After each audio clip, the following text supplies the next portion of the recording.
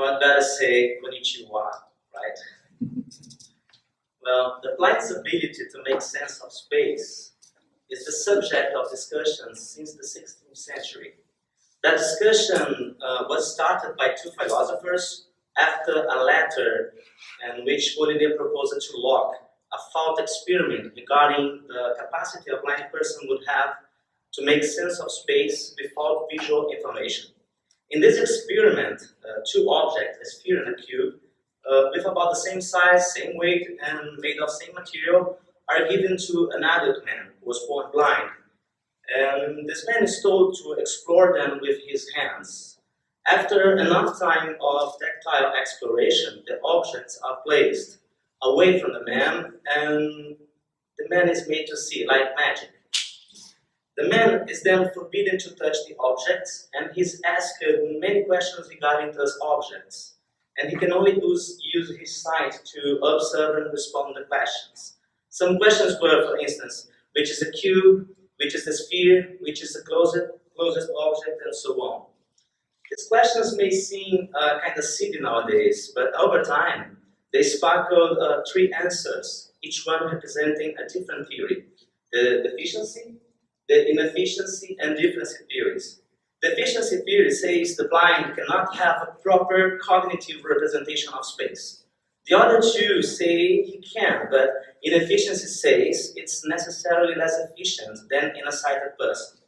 The deficiency theory argues that it is qualitatively different instead of less efficient.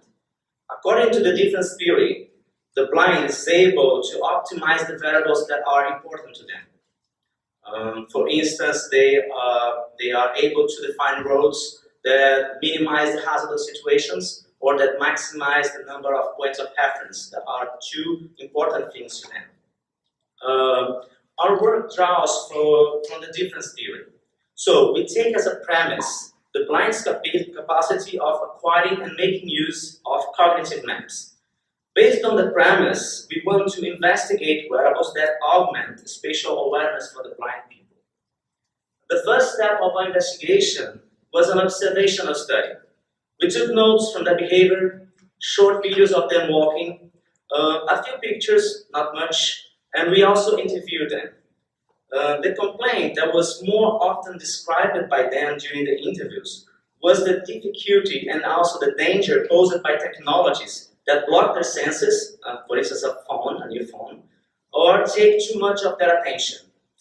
Well, after seeing these complaints, we went to literature and we found a phenomenon named masking by Leslie Kay from Manchester University in 1984. But what is masking? Think about a blind person trying to navigate a given space and listening to hints delivered by a mobile or wearable technology that is supposed to help him or help her. What happens if they receive too much messages? What happens if the messages are too long? What if we don't give them spoken messages, but rather auditory patterns created from mapping images or mapping the space into audio? This mapping technique, for instance, creates very audio is very hard to be understood. For instance, it could be quite romantic to produce a technology that could make the blind see through ears, but it just does not work. According to Ulrich and Borsten from Manchester University, blind participants need about 100 hours of training to recognize a car. And even after that much training, they were not able to walk at their usual pace of gait. Masking does not affect only blind people, but it's far more annoying to them. It's actually much more dangerous to them, although it can be dangerous to anyone. We may pick some other examples of masking, like this fireman fighting an emergency situation. And in this situation, he's temporarily blind, and the technology is giving too much information to him. And so he feels overwhelmed by the excessive information. Or for instance, this driver that gets too much information displayed to him. I think nobody wants to get a higher of him, right?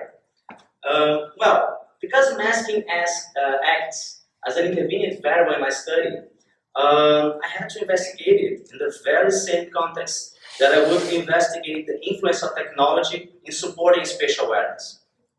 To investigate spatial awareness, I needed a place unknown by participants. So it posed me a problem. I took the first floor of the school for the blind because the first floor is the place they know they usually have classes.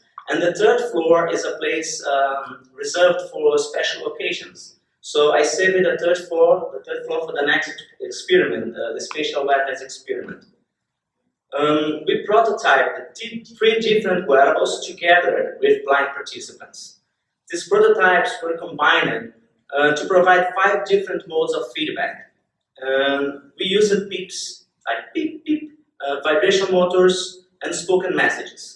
For prototyping these wearables, we used all equipment, all sensors that we had available at the time. We then took 10 participants, and we designed the study using the Latin square approach because we wanted to avoid the order effect.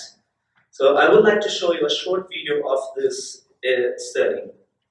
This woman was born blind. She's using the smart glasses, and she stops to listen information about the hall. And this guy is a late blind.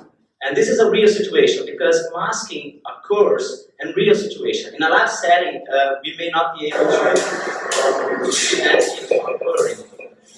So situations like this, like that, we have to take care of.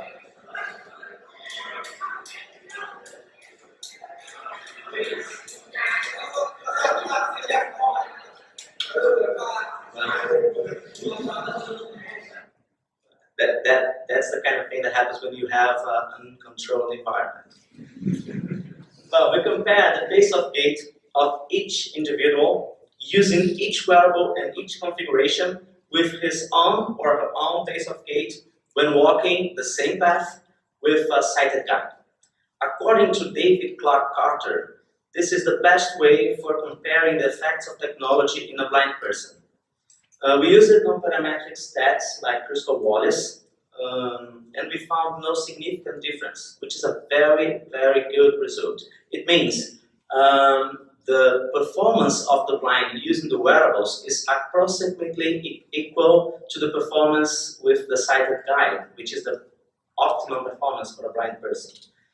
We took deeper with interviews, and we learned that although the wearables didn't impair the pace of gait, users have different personal preferences that might affect the choice of wearables. For instance, I'm using Fitbit. Some people prefer to use misfit hidden between clothes for style reasons or for discretion. Well, after isolating masks, we went to the second study in order to investigate whether the proposed wearable supported participants in exploring landmarks on the path. We want to support them to learn about space, remember that. This time we got only 7 blind participants. They alternate between test modes A and B. Test mode A without technology, test mode B with technology. They were given 2 goals: find the museum door and the statue of the last Brazilian emperor. Yes, we had emperor in Brazil. We called miss events when they passed by a landmark and they didn't explore the landmark. When they passed by a landmark and explored the landmark, we call this a rich event. Let's see a short video from the study. This woman is not wearing the technology we proposed. She missed one of the landmarks. But she will not miss the next one because the next one is right in front of her. So it's a rich event. Again, now she's wearing the technology and she listened to the hints and crossed the hallway, the corridor, to explore by hands one of the landmarks. This guy, he thought it was a cabinet or something, I don't remember. He didn't know it was a clock.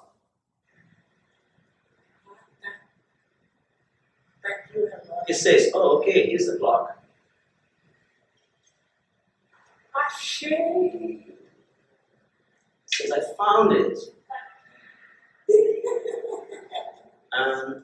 He passed by the statue before, using the white cane, but it felt like marble to him.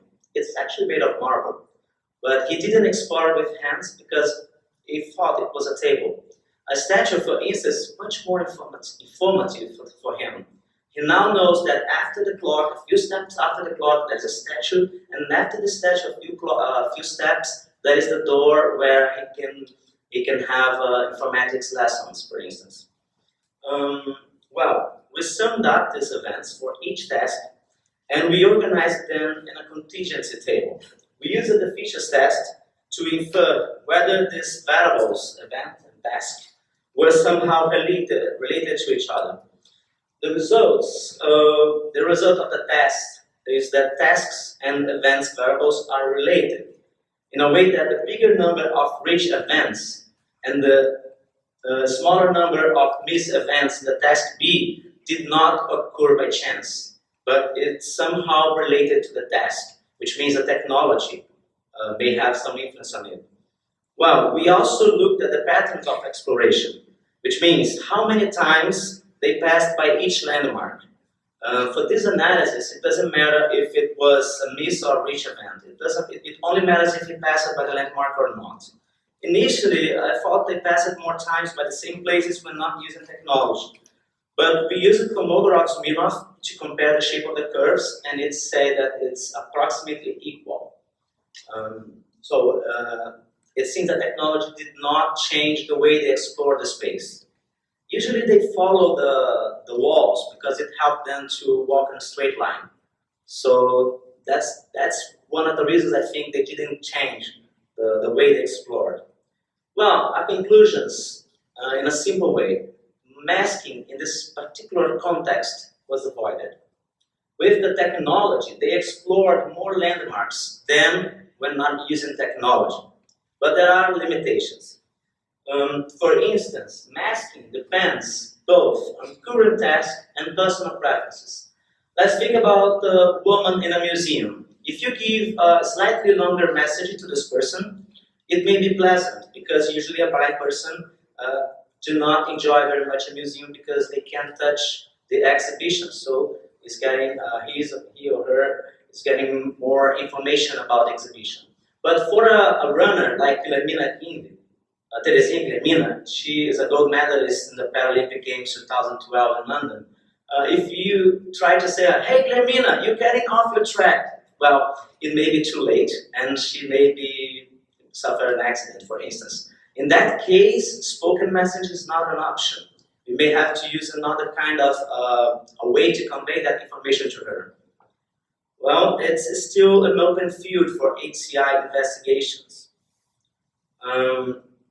We also want to investigate masking in other contexts, like emergency situations and urban mobility. We want to explore outdoor navigation with our blind participants. We already produced another version of the wearable, and this version uses a camera in between lenses.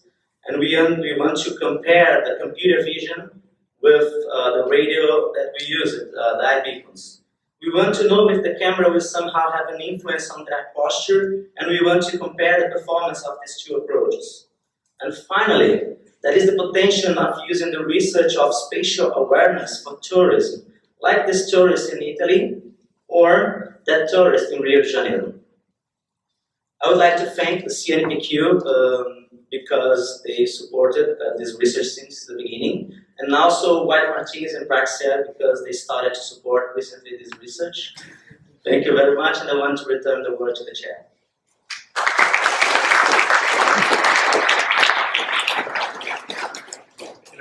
Arigatou gozaimasu.